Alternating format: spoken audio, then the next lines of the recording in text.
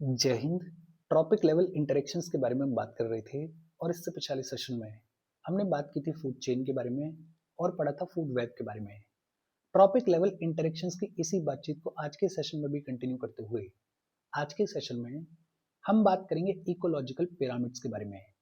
और ये जो इकोलॉजिकल पिरामिड्स होती हैं ये तीन टाइप की देखने को मिलती हैं। कौन कौन से तीन टाइप की देखने को मिलती हैं? एक देखने को मिलती है पिरामिड ऑफ नंबर, दूसरी देखने को मिलती है पिरामिड ऑफ बायोमास और तीसरी देखने को मिलती है पिरामिड ऑफ एनर्जी। इन सभी चीजों के बारे में आज हम पढ़ेंगे, बातचीत करेंगे। देखो शुरू करते हैं। सबसे पहले तो बेसिक सवाल, इकोलॉजिकल पिरामिड का मतलब क्या होता है? और अगर बेहद सिंपल तौर पे कहें तो किसी भी इकोसिस्टम के अंदर जो भी ट्रॉपिक लेवल्स देखने को मिलते हैं उन ट्रॉपिक लेवल्स में प्राइमरी प्रोड्यूसर्स और कंज्यूमर्स के बीच में जो भी रिलेशनशिप देखने को मिलता है उस रिलेशनशिप के विजुअल रिप्रेजेंटेशन को क्या बुलाया जाता है? इकोलॉजिकल पिरामिड बुलाया जाता है।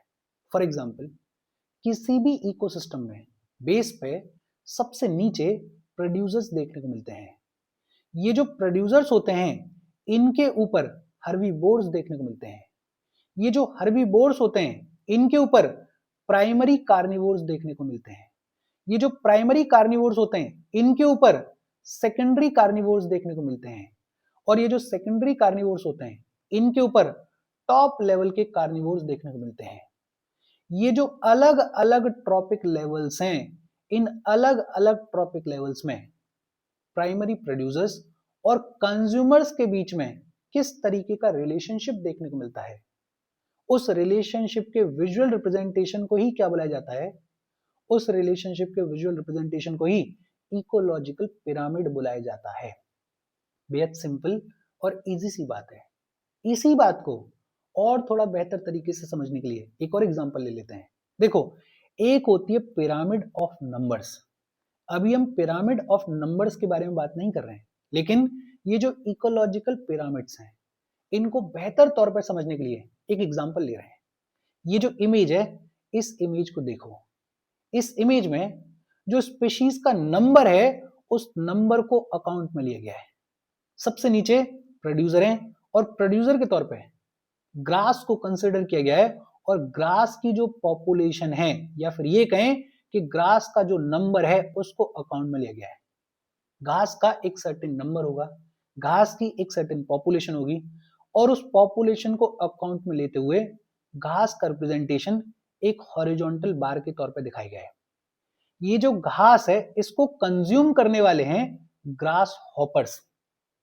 ये जो ग्रास हॉपर्स हैं इनकी पॉपुलेशन, इनका नंबर घास के कंपैरिजन में थोड़ा सा कम होगा, तो इनकी पॉपुलेशन का, इनके नंबर का जो हॉरिजॉन्टल बार है वो और थोड़ा छोटा बना।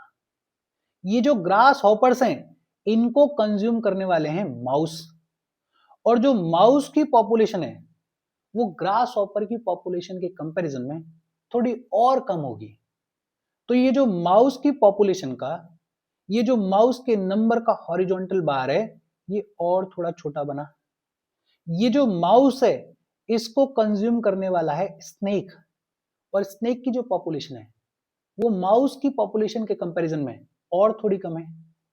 तो ये जो स्नेक की पॉपुलेशन है, ये जो स्नेक का नंबर है, इसका जो हॉरिजॉन्टल बार है ये और थोड़ा छोटा बना। और ये जो स्नेक है इसको कंज्यूम करने वाला है वल्चर या फिर ईगल, और वल्चर की जो पॉपुलेशन है वो स्नेक की पॉपुलेशन के कंपैरिजन में और थोड़ी कम है। तो ये जो वल्चर का हॉरिजॉन्टल बार है ये और थोड़ा छोटा बना। प्रोड्यूसर्स और कंज्यूमर्स के बीच में पॉपुलेशन के बेसिस पे किस तरीके का रिलेशनशिप है उसका जो विजुअल रिप्रेजेंटेशन है उसी को क्या बुलाया जाता है? उसी को इकोलॉजिकल पिरामिड बुलाया जाता है। बिकॉज जब विजुअल रिप्रेजेंटेशन आप बनाते हो तो कुछ कुछ पिरामिड जैसी शेप बनती है, इसलिए नाम क्या दे दिया गया है? इकोलॉजिकल पिरामिड नाम दे दिया गया है। अच्छा, ये जो पिरामिड बनेगी ये हमेशा ऐसी नहीं बनेगी, कभी उल्टी भी बन सकती है, कभी कोई डिफरेंट शेप भी ले सकती है। इस सब के बारे में अभी हम डिटेल में पढ़ेंगे, लेकिन फिलहाल के लिए आपको ये समझ में आना चाहिए कि इकोलॉजिकल पिरामिड का मतलब क्या होता है। होपफुली समझ में आया होगा, और यही सब कुछ टेक्स्ट में लिखा हुआ है। इससे पिछले सेशन में हमने बात की थी फूड चेन्स के बारे में और हमने पढ़ा था फूड वेब के बारे में। ये जो फूड चेन होती है और ये जो फूड वेब होती है, ये बताती है कि कौन सा ऑर्गेनिज्म क्या खाता है और कहाँ पे खाता है, किस ट्रॉपिक लेवल पे लाई करता है। ये जो इकोलॉजिकल पिरामिड्स होती हैं, ये इकोलॉजिकल पिरामिड्स बताती हैं about the relationship between the number of primary producers and consumers of different orders. या फिर अगर सिंपल तौर पे कहें तो ये जो इकोलॉजिकल पिरामिड्स होती हैं, they are the visual representation of trophic levels within an ecosystem. और किसी भी इकोसिस्टम में सबसे नीचे बेस पे प्रोड्यूसर्स देखने को मिलते हैं, सबसे ऊपर टिप पे टॉप कार्निवोर्स देखने को मिलते हैं और बीच में अदर कंज्यूमर्स देखने को मिलते हैं। ये जो इकोलॉजिकल पिरामिड होती है, इसमें हॉरिजॉन्टल बार्स देखने को मिलते हैं और ये जो हॉरिजॉन्टल बार्स होते हैं, ये जानकारी देते हैं उस पर्टिकुलर ट्रॉपिक लेवल के बारे में। ये जो इकोलॉजिकल पिरामिड्स होती हैं, ये 3 कैटेगरीज की देखने को मिलती हैं। कौन कौन सी 3 कैटेगरीज की देखने को मिलती हैं? एक देखने को मिलती है पिरामिड ऑफ नंबर, दूसरी देखने को मिलती है पिरामिड ऑफ बायोमास और तीसरी देखने को मिलती है pyramid of energy. Ecological pyramid जो है वो 3 टाइप की देखने को मिलती हैं। कौन कौन से 3 टाइप्स हैं? एक देखने को मिलती है पिरामिड ऑफ नंबर, दूसरी देखने को मिलती है पिरामिड ऑफ बायोमास और तीसरी देखने को मिलती है पिरामिड ऑफ एनर्जी। होपफुली यहां तक जितनी भी चीज हमने पढ़ी है वो आपको समझ में आई होगी। अब एक एक करके इन तीनों कैटेगरीज के बारे में बात कर लेते हैं। सबसे पहले बात की गई है पिरामिड ऑफ नंबर्स के बारे में। और ये जो पिरामिड ऑफ नंबर्स होती है, इसमें सिर्फ और सिर्फ पॉपुलेशन के बारे में, सिर्फ और सिर्फ नंबर ऑफ स्पीशीज के बारे में बात की जाती है। किसी पर्टिकुलर ट्रॉपिक लेवल पे किसी स्पीशीज का नंबर कितना है, पॉपुलेशन कितनी है, उसको अकाउंट में लिया जाता है इस पिरामिड ऑफ नंबर्स में। तो एक सिंपल सी चीज, ये जो पिरामिड ऑफ नंबर्स होती है, इसमें सिर्फ और सिर्फ किसी पर्टिकुलर ट्रॉपिक लेवल पे स्पीशीज की पॉपुलेशन कितनी है, स्पीशीज का नंबर कितना है, उसको अकाउंट में लिया जाता है, साइज को अकाउंट में नहीं लिया जाता है। ये जो पिरामिड ऑफ नंबर्स होती हैं, ये जनरली ये आम तौर पे अपराइट देखने को मिलती हैं। लेकिन ध्यान रखना, आम तौर पे अपराइट देखने को मिलती हैं, हमेशा अपराइट देखने को नहीं मिलती हैं। कभी कभार ये जो पिरामिड ऑफ नंबर है, ये पूरे तरीके से इन्वर्टेड भी हो सकती है, ये पूरे तरीके से उल्टी भी हो सकती है। कब अपराइट देखने को मिलती है और कब इन्वर्टेड देखने को मिलती है, उसको भी समझ लेते हैं। देखो, अपराइट पिरामिड है, इसका मतलब क्या है? नंबर ऑफ इंडिविजुअल्स जो है, नंबर ऑफ इंडिविजुअल्स जो है वो लोअर लेवल से, जैसे जैसे हम हायर ट्रॉपिक लेवल की तरफ जा रहे हैं वैसे वैसे डिक्रीज हो रहा है। बड़ा सिंपल सा मतलब है। जो सबसे नीचे ट्रॉपिक लेवल है, उस ट्रॉपिक लेवल में जिस स्पीशीज की बात की जा रही है, उसका पॉपुलेशन, उसका नंबर बहुत ज्यादा हाई है। और जैसे जैसे हम ट्रॉपिक लेवल्स में ऊपर की तरफ जा रहे हैं, वैसे वैसे जिन स्पीशीज की बात की जा रही है, उन स्पीशीज का जो नंबर है वो डिक्रीज होता जा रहा है। तो जो पिरामिड बनेगी वो कैसी बनेगी? वो अपराइट बनेगी। और इसका सबसे बड़ी एग्जांपल है ग्रासलैंड इकोसिस्टम। अभी इस इमेज के बारे में हमने बात की है।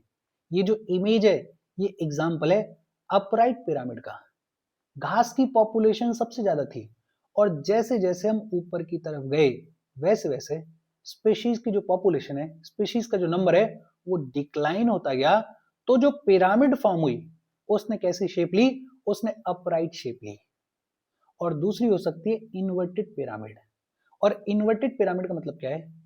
कि जो नंबर ऑफ इंडिविजुअल्स है, वो जैसे जैसे हम लोअर लेवल से हायर ट्रॉपिक लेवल की तरफ जाएंगे, वैसे वैसे नंबर ऑफ इंडिविजुअल्स जो है वो इंक्रीज होता जाएगा। और ये देखने को मिलता है फॉरेस्ट इकोसिस्टम में, ये देखने को मिलता है पैरासाइटिक फूड चेन में। ये जो पैरासाइटिक फूड चेन होती है, ये तो कंप्लीटली इन्वर्टेड होती है।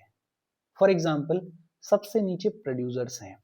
प्रोड्यूसर्स पेड़ पौधे हैं, बड़े पेड़ हैं। ये जो बड़े पेड़ हैं, इनके ऊपर मान लेते हैं कुछ बर्ड्स जो हैं, कुछ चिड़िया जो हैं वो फीड करती हैं। अब पेड़ों के कंपैरिजन में जो चिड़िया हैं उनकी पॉपुलेशन ज्यादा होगी। ये जो चिड़िया हैं मान लेते हैं इनके ऊपर कुछ पैरासाइट्स फीड करते हैं। ये जो चिड़िया की पॉपुलेशन है इससे ज्यादा पैरासाइट्स की पॉपुलेशन होगी, और ये जो पैरासाइट्स हैं इनके ऊपर कुछ हाइपर पैरासाइट्स फीड करते हैं। पैरासाइट्स के कंपैरिजन में ये जो हाइपर पैरासाइट्स होंगे इनकी पॉपुलेशन और ज्यादा होगी। तो पिरामिड कैसा बना? पिरामिड बना इन्वर्टेड, बिकॉज सबसे नीचे जो प्रोड्यूसर है उसकी पॉपुलेशन सबसे कम है, और जैसे जैसे हम ऊपर की तरफ जा रहे हैं वैसे वैसे जिन स्पीशीज की बात हो रही है उन स्पीशीज की पॉपुलेशन बढ़ती जा रही है। तो पिरामिड कैसा बना? इन्वर्टेड बना। फॉरेस्ट इकोसिस्टम की अगर बात करें तो फॉरेस्ट इकोसिस्टम में क्या देखने को मिल सकता है कि नीचे बड़े बड़े पेड़ हैं जो कि प्रोड्यूसर्स हैं। ये जो पेड़ हैं इन पेड़ों पे मान लेते हैं कि बहुत सारी बर्ड्स फीड करती हैं। अब ये जो पेड़ हैं इनके कंपैरिजन में बर्ड्स की जो पॉपुलेशन है वो ज्यादा है, लेकिन ये जो बर्ड्स हैं इनके ऊपर मान लेते हैं वल्चर्स फीड करते हैं या ईगल्स फीड करती हैं, और वल्चर्स की जो पॉपुलेशन है वो इन चिड़ियाओं की पॉपुलेशन के कंपैरिजन में कम है। तो अब पिरामिड कुछ इस तरीके का बनेगा। देखो, सबसे जो नीचे प्रोड्यूसर था उसकी पॉपुलेशन मान लेते हैं एक्स थी। ये जो बर्ड्स हैं जो कि पेड़ों पर फीड कर रही हैं उनकी पॉपुलेशन एक्स के कंपैरिजन में ज्यादा थी, बहुत ज्यादा थी। ये जो चिड़िया हैं इन चिड़ियाओं पे जो कार्निवोर फीड कर रहा है उसकी पॉपुलेशन जो है वो चिड़ियाओं के कंपैरिजन में कम है। तो ये जो पिरामिड है इसमें जो हॉरिजॉन्टल बार बीच में बन रहा है ये तो थोड़ा चौड़ा बनेगा, और जो ऊपर नीचे हॉरिजॉन्टल बार बन रहा है वो थोड़ा पतला बनेगा, वो थोड़ा सकरा बनेगा, और इसलिए ये जो पिरामिड है इस पिरामिड का शेप कुछ इस तरीके का देखने को मिलता है। तो बेसिक आइडिया आपको समझ में आना चाहिए कि पर्टिकुलर ट्रॉपिक लेवल पे जो भी स्पीशीज है उसका नंबर हम अकाउंट में ले रहे हैं, उसकी पॉपुलेशन हम अकाउंट में ले रहे हैं, और जब पॉपुलेशन अकाउंट में लेंगे तो पॉपुलेशन के अकॉर्डिंग जो पिरामिड बनेगा उस पिरामिड का शेप क्या होगा वो शेप डिपेंड कर रहा है उस पर्टिकुलर स्पीशीज की पॉपुलेशन के ऊपर। जनरली आमतौर पे ये जो पिरामिड ऑफ नंबर्स होता है ये अपराइट होता है, लेकिन आमतौर पे होता है, हमेशा नहीं होता है। कभी कभी ये जो पिरामिड ऑफ नंबर है ये पूरे तरीके से इन्वर्टेड हो सकता है।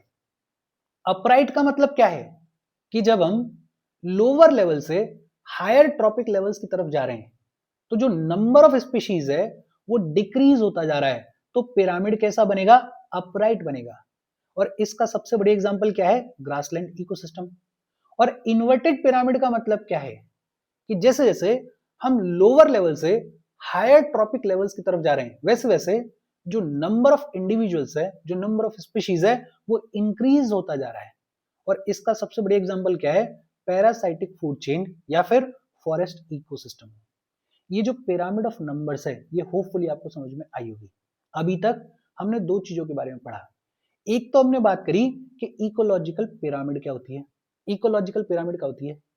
किसी भी इकोसिस्टम के अंदर जो भी ट्रॉपिक लेवल्स देखने को मिलते हैं उन ट्रॉपिक लेवल्स में प्राइमरी प्रोड्यूसर्स और कंज्यूमर्स के बीच में किस तरीके का रिलेशनशिप देखने को मिलता है, उस रिलेशनशिप के विजुअल रिप्रेजेंटेशन को ही क्या बुलाया जाता है? इकोलॉजिकल पिरामिड बुलाया जाता है। और दूसरा हमने बात की पिरामिड ऑफ नंबर्स के बारे में।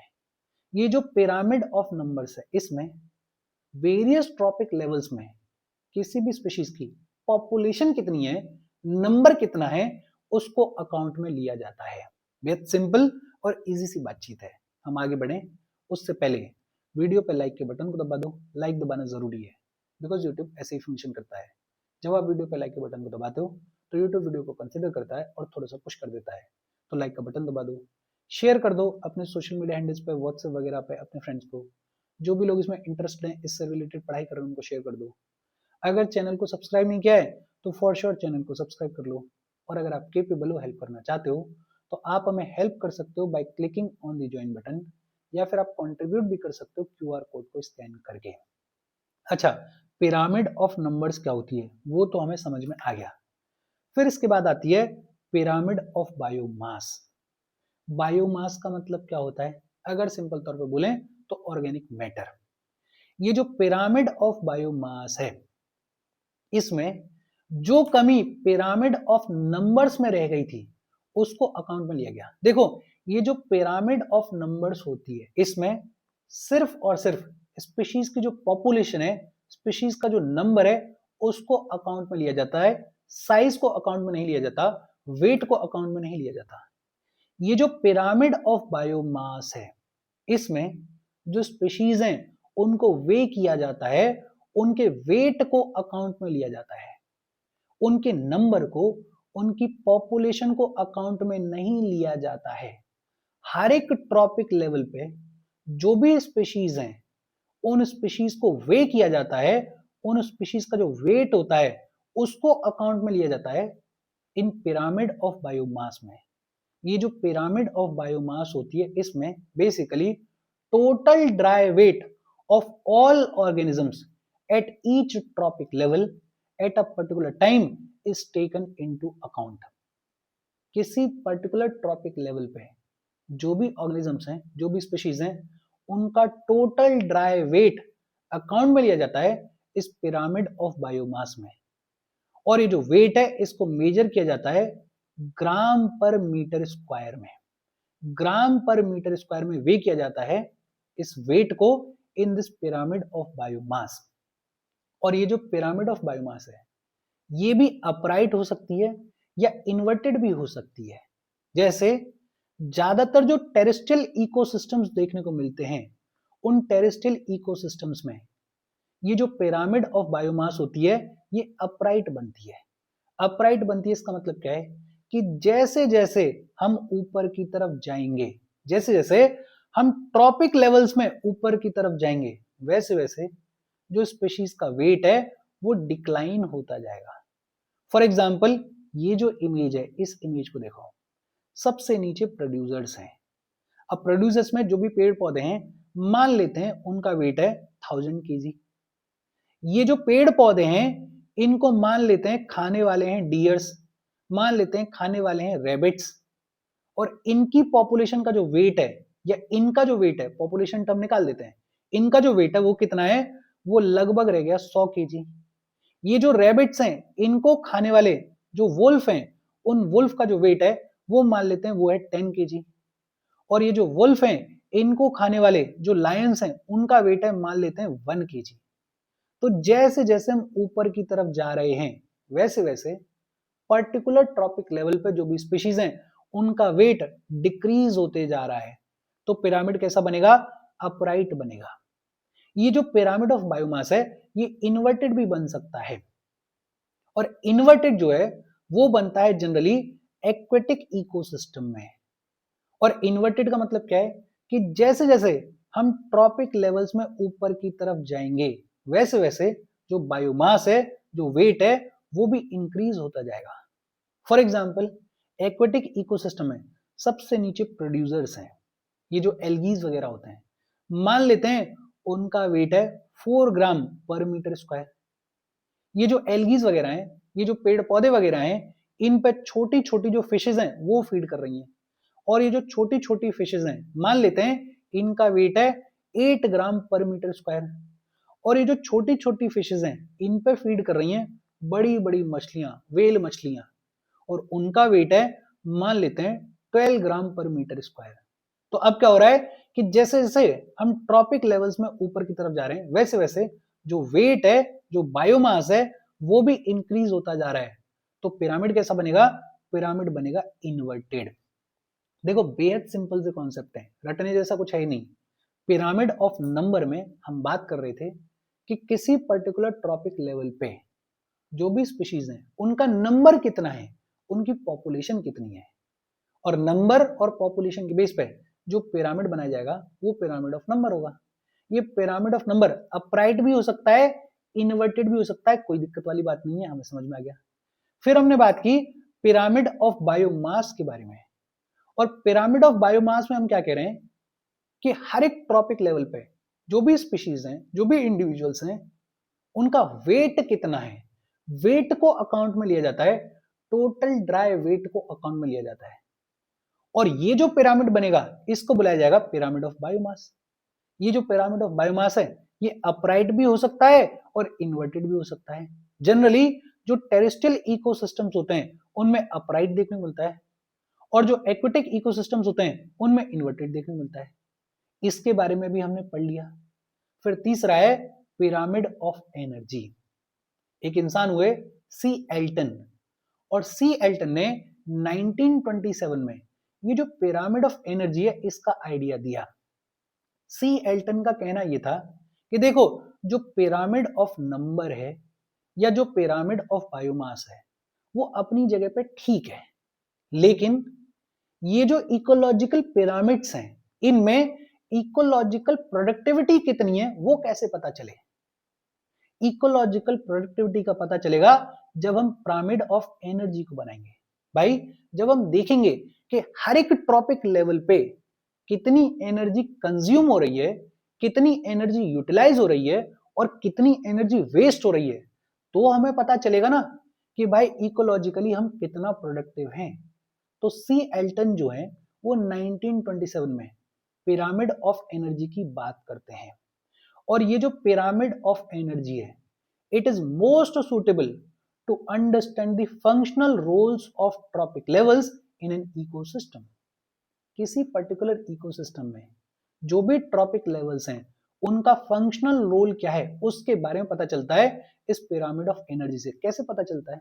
बिकॉज हमें पता चल जाएगा ना कि किसी पर्टिकुलर ट्रॉपिक लेवल पे कितनी एनर्जी यूटिलाइज हुई और कितनी एनर्जी वेस्ट हुई।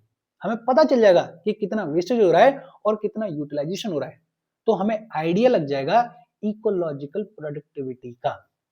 विच मीन्स कि किसी ट्रॉपिक लेवल पे जो स्पीशीज हैं उनका फंक्शनल रोल क्या है, वो कितना एनर्जी वेस्ट कर रहे हैं और वो कितना एनर्जी यूटिलाइज कर रहे हैं, इसका आइडिया हमें लग जाता है इस पिरामिड ऑफ एनर्जी से।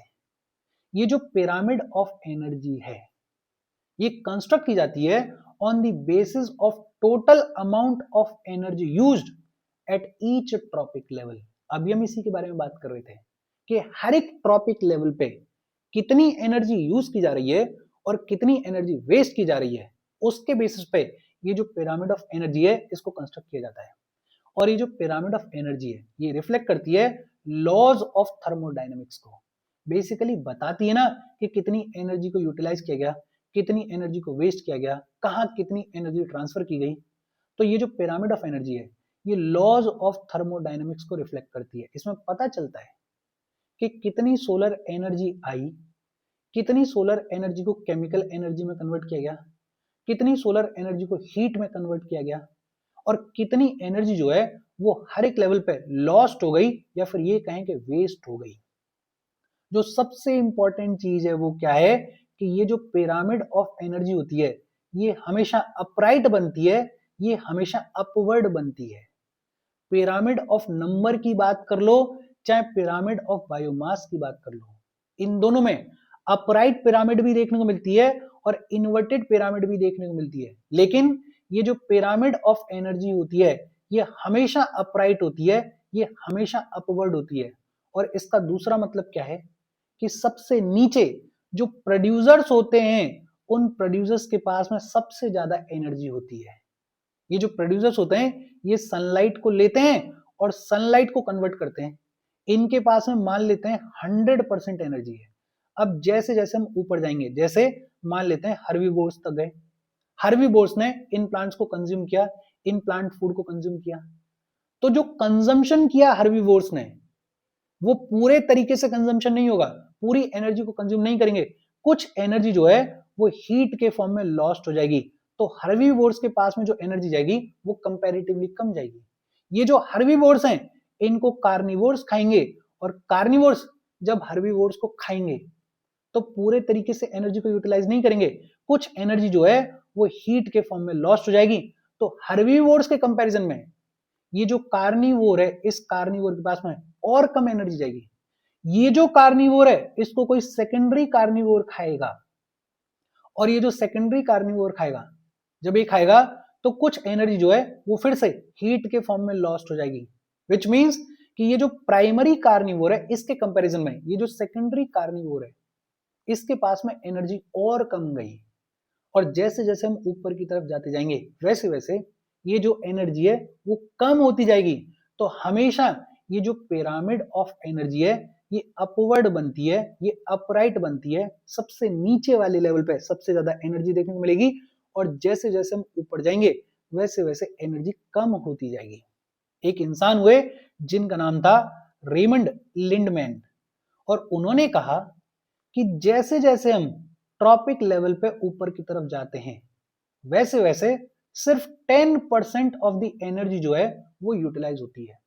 लिंडमैन क्या कह रहे हैं कि ये जो प्राइमरी प्रोड्यूसर्स हैं, मान लेते हैं कि इनके पास में 100% एनर्जी है, तो जो प्राइमरी कंज्यूमर होगा, जो हर्बीवोर होगा इनके ऊपर, वो जब कंज्यूम करेगा प्रोड्यूसर्स को, तो उसके पास में सिर्फ 10% एनर्जी जाएगी, बाकी एनर्जी जो है वो हीट के फॉर्म में लॉस्ट हो जाएगी।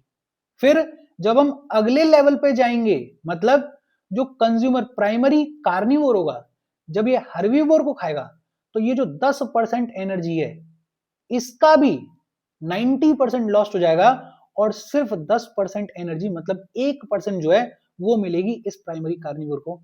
और ऐसे ऊपर करते करते जैसे हम ऊपर ऊपर जाते जाएंगे वैसे वैसे ये एनर्जी कम होती जाएगी। लिंडमैन क्या कहते हैं कि जो टोटल एनर्जी है, जब हम एक ट्रॉपिक लेवल ऊपर जाते हैं, उस टोटल एनर्जी का सिर्फ 10% एनर्जी जो है वो ट्रांसफर होती है, वो यूटिलाइज होती है, बाकी जो है वो वेस्ट हो जाती है। इसको क्या बुलाया जाता है? इसको लिंडमैन रूल बुलाया जाता है। क्या बुलाया जाता है? लिंडमैन रूल बुलाया जाता है। और इसी वजह से आप देखोगे कि किसी भी इकोसिस्टम में ज्यादा से ज्यादा 4 या 5 ट्रॉपिक लेवल्स देखने को मिलते हैं, बिकॉज सबसे ऊपर आते आते, टिप पे आते आते जो एनर्जी होती है वो ना के बराबर रह जाती है, बिकॉज वेस्टेज ज्यादा है, यूटिलाइजेशन कम है। तो इसलिए सिर्फ 4 या 5, मैक्सिमम 6 ट्रॉपिक लेवल्स जो हैं वो देखने को मिलते हैं एक पर्टिकुलर इकोसिस्टम में। इंपॉर्टेंट क्या है कि ये जो पिरामिड ऑफ एनर्जी होती है ये हमेशा अपवर्ड होती है।